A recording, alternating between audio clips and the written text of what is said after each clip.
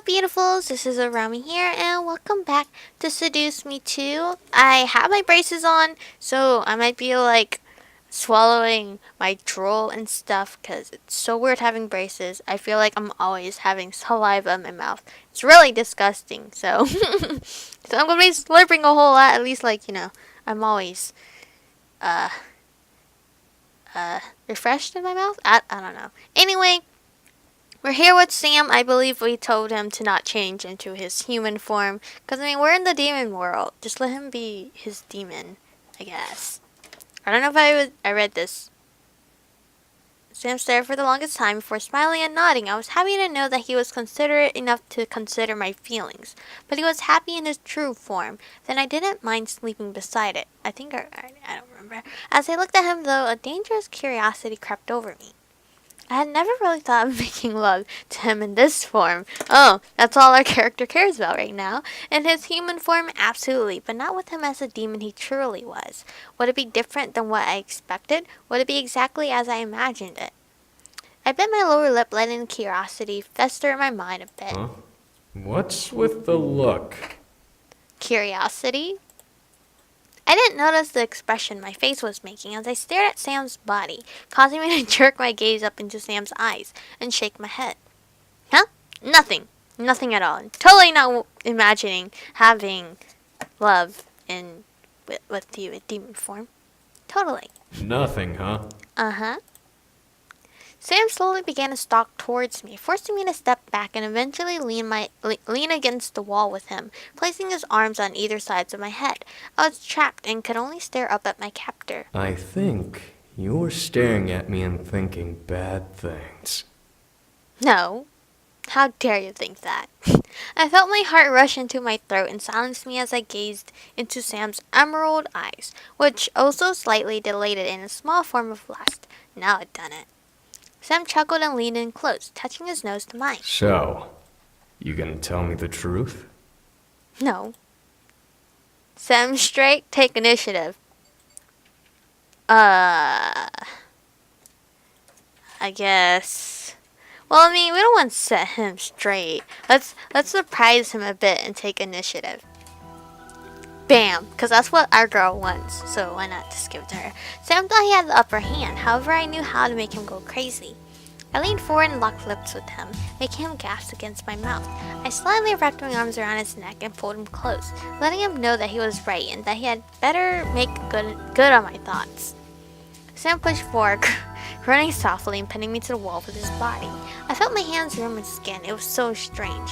There was no difference in texture of Sam's green marks from his skin, almost as if the marks were part of his physical nude appearance. Like tattoos or something? Still, I could feel the power Sam carried just from touch and passion alone. Sam was definitely strong, and he only reaffirmed my mental assessment as he gripped onto my hips and lifted me up higher on the wall and made me wrap my legs around him. Unconsciously, I gripped onto his horns, causing him to growl. I feel so scared that she's gonna grip onto his horn, and if she pulls too hard, it's just gonna pop off. I don't know why I'm thinking that, but it's really scary. Causing him to growl almost animalistically against my lips and make me gasp at the sound. I stared wide-eyed at Sam, seeing his eyes glow slightly. Did I hurt you? See? She's already scared. No. Okay. I became lost in his eyes as he began to deeply enthrall me, the small ring of green around his lustful brown, I'm guessing, pupils growing cold as the spell took hold. I released a heavy moan before gripping his horns hard and pulling him back to me for a kiss. His kisses became eager and wild, like grabbing hold of his horns was a turn-on for him. Was it? Okay, Sam zipped us back to the bed with his inhuman speed and settled himself with me in his lap, and him sitting back against the bedpost. His hands began to wander along my body, trying to control themselves from simply tearing through the fabric dividing us. And my own desire and need, I quickly forced myself away from Sam's lips and touched my nose to his, staring deep into his eyes as I began to undo every bit of clothing and strip them off, stopping stupid me, before tossing them who knew where, under the bed. Thankfully, he was already bare for me, so that was one less outfit in our way. As I finally became fully bare above him, Sam wrapped his arms around my waist and adjusted himself to kneel on his knees. Me straddled over him. We didn't even need to play to know that this was going to be a rough ride. Holy hell. See, I feel like those will pop off. I don't know why. I settled my hands back on Sam's horns, my lustful eyes burning into his as he guided me and smirked a toothy grin at me. I look like I have muscles, man. Holy. You better hang on. Okay. As my entire body became rushed with ecstasy, I couldn't stop the loud and wild moan from escaping my body or from my eyes rolling back in wild euphoria. My world rocked with waves and pulses of pleasure and desire. The room around us, the smell of sweat in the air. Ew, sweat. It all became irrelevant as I made hard love to the man beneath me, clinging to his horns like handlebars. The harder we went, the louder we became. My vision was blurred in pure ecstasy, and I could feel nothing but the pleasure rushing through me and Sam's horns within my grasp. Soon the entire room almost quaked at the sound of our passion. As we tweaked, we released a simultaneous scream and howl of carnal euphoria before wrapping our arms around each other and panting wildly. The sweat between us tingled with the heat in the air, making us shiver in each other's arms. I was in utter bliss, and Sam soothed me and held me close as he slowly tucked us beneath the bed sheets and held me close to him, allowing me to recover from the experience. Fucking demon style was definitely a new experience. Okay. I cuddled into Sam's embrace, nuzzling his chest and almost purring happily at the warmth that emanated from it. Sam kissed my head and chuckled. You alright? Yep. Tired out, but you know. I could only nod before feeling myself pass out. Sam followed soon after, both of us becoming lost in a dark void of slumber. I had to be ready for the trial. I had expected to wake up to Diana to be disguised. As the morning came. Oh, right, the trial. However, as I woke, I was happily in the arms of the man I loved. Despite the tired fog over my vision, I could sense that the man who was holding me was the true Sam. The way he held me gave it all away. As he pulled my body close to him, I giggled, knowing Sam was awake. I know you're awake. No, you don't, you doofus. Really? I laughed and kissed his nose softly, causing Sam to open his eyes. As he gazed into my eyes and smiled, I felt my heart completely swell in joy. I had almost forgotten about the day ahead. All I wanted to do was stay in bed with him a little longer. Morning. Morning. Sam lazily leaned forward and kissed me before pulling me to his chest and setting us both up. Come on. Time to get up. No, can we not? Do we have to? As I asked, I could sense a new determination from Sam. Something about him seemed confident. I bit my cheek. That was horrible. Despite having just woken up, I tilted my head and placed my hands on his shoulders, curious as to why that was. Hey, what's got you so energized? Sam turned his head and looked in my direction, giving me a surprised look himself. Huh? What do you mean? I'm always energized. Not this energized. Well, that's good to hear. Oh, hello. Sam and I looked over at the door suddenly to see Diana leaning against the archway, holding 2 plates of food. I was surprised she was able to carry them. Both plates were piled with food that looked absolutely delicious. Don't talk about food with me right now. I can't eat anything. Sam and I practically salivated at sight before Sam shook his head and glared at Diana. You ever learn how to knock? No, it's her house, Sam. Well, we have a lot to do, so I figured knocking would only waste precious time. My apologies. Diana walked over at last and handed us our plates before stepping back and crossing her arms. Sam began to chow down as I took the slower approach to eating, what I was given with a laugh. So, are you prepared for your test, dear? That made me stop and look up at Diana. She knew that I was next. She already devoted herself to the dragon before, so it wasn't surprising, but maybe she knew what exactly was in store for me. I couldn't be sure. Do you know what my test is? Diana nodded as Sam looked up to her answer. I gulped, now a bit worried. Can you tell me? Unfortunately, no, I cannot. If I could, I would, dear. I grimaced, looking to the fireplace and knowing that the dragon was probably watching. I half expected him to answer for Diana, but he didn't speak. My mind began to fill with ideas of what it could be about. What was I going to be tested on? How was it going to go down? Would I have to fight? All of the possibilities lingered in my thoughts as Sam finished his food. Hey, I looked to Sam, feeling him rub my back gently with his strong hand. I felt some comfort in the gesture and more from the smile on his face. you'll be fine. I believe in you. At least someone believes in me. Kiss him, why not? If we have the lovey-dovey option, always choose it. I was happy to know that Sam believed in me and supported me. I gave him a loving peck on his lip, causing him to stare wide-eyed with a blush. I had to giggle at the sight while Diana rolled her eyes and let out a groan. Diana, however, looked to the fireplace. I will say this, though. It should be easy for you. Alright. Huh? It should be easy. Diana nodded before turning around and looking over her shoulder to maintain eye contact with me. Yes, that is, if you believe in your love. Well, of course.